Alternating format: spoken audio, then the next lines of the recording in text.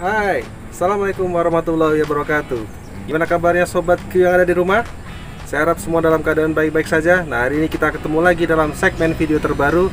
Kita membahas tentang strategi penjualan dan strategi cara meningkatkan diri menjadi seorang yang lebih baik lagi, bersinar, dan bisa menjadi seseorang yang jadi pusat perhatian di sekeliling Anda. Gimana caranya? Ikuti terus video ini, tonton sampai habis, jangan skip. Dan semoga itu bisa menjadi pembelajaran yang terbaik bagi Anda semuanya di rumah. Di sini saya akan memberikan 5 tips supaya saudara menjadi orang yang bersinar, mempunyai usaha yang bersinar, seperti layaknya film drakor yang menjadi pusat perhatian masyarakat dunia. Dunia loh ya. Jadi satu film bisa menjadi titik pusat perhatian seluruh dunia. Gimana caranya? Ikuti tips ini menurut cara saya, semoga bisa cocok untuk Anda semua di rumah. Ya, yang pertama, saudara sadar nggak kalau film drakor itu adalah film yang menjual glowing? Ya, glowing, betul, glowing, bersinar. Bersinar kayak kena senter itu loh. Nah, kira-kira bagaimana caranya keglowingan itu bisa kita aplikasikan ke dalam diri kita, ke dalam usaha kita? Gimana caranya? Gampang. Kalau orang Korea itu, Korea Selatan glowing supaya bisa menjadi seorang aktor yang lebih menarik dibandingkan aktor-aktor Hollywood, caranya mereka adalah perawatan skincare yang mahal, kemudian operasi plastik dan sebagainya supaya bisa menjadi glowing dan pusat perhatian. Kalau kita, nggak mungkin dong kita harus melakukan skincare mahal. Iya, boleh saja skincare kalau ada dananya. Kalau nggak ada, caranya menjadi seorang yang pusat perhatian itu adalah saudara menjadi orang yang terpercaya atau bisa menjadi seorang narasumber. Contohnya begini, ketika saudara masuk ke dalam lingkungan yang baru, pergaulan yang baru, jangan menjadi public enemy. Jangan mementingkan ego kita sendiri, tapi pentingkan ego orang lain. Contohnya begini, misal di lingkungan kampus, atau lingkungan kemahasiswaan, atau lingkungan pekerjaan. Misalkan saudara sebagai posisinya orang yang baru. Sebagai orang yang baru, tentunya saudara akan menjadi pusat perhatian orang sekelilingnya, karena Anda adalah orang baru. Artinya segala macam gerak-geri Anda akan diperhatikan oleh rekan-rekan baru Anda. Kalau seandainya saudara itu menjadi seseorang yang mementingkan egonya sendiri, artinya egois, artinya ini cara saya, kamu ikutin cara saya, itu nggak berlaku. Yang ada, saudara menjadi pusat dibenci sama orang. Banyak nggak contohnya? Banyak banget. Di tempat kerja banyak. Ada orang baru masuk dengan gaya songongnya dan dengan gaya pedenya, dia akan masuk menganggap semua orang itu paham akan kepintarannya, akan ke backgroundnya, akan lulusan mananya, akan IPK-nya, akan kendaraannya. Dan orang menganggap, lah itu siapa? Orang baru kok gayanya sudah begitu.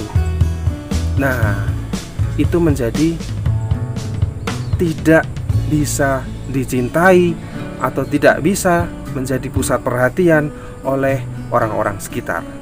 Kalau mau menjadi glowing di lingkungan sekitar, yaitu saudara harus apa? Harus menyesuaikan diri dengan lingkungan sekitar. Kalau orang lingkungan sekitar suka ngobrol, saudara dengarkan dulu, menjadi pendengar yang baik, kemudian saudara mulai ikut menimpali. Tidak perlu menjadi seseorang yang memonopoli pembicaraan, tetapi menjadi seseorang yang mengikuti alur pembicaraan. Itu kalau untuk diri sendiri. Lalu bagaimana untuk sebuah usaha? Gimana caranya usaha menjadi glowing? Gampang. Contoh toko waralaba Indomaret. Ada nggak kira-kira toko Indomaret yang tokonya lampunya remang-remang? Lampunya cuma 5 watt. Ada nggak? Saya rasa tidak ada. Karena apa? Kalau 5 watt namanya bukan Indomaret, tetapi Indo remang-remang. Ya nggak? Bener nggak? Nah, makanya dengan daya tarik lampu yang sangat terang itu menjadi orang tertarik untuk noleh. Wih, ada apa itu? Ada toko baru rupanya. Ada toko Indomaret baru.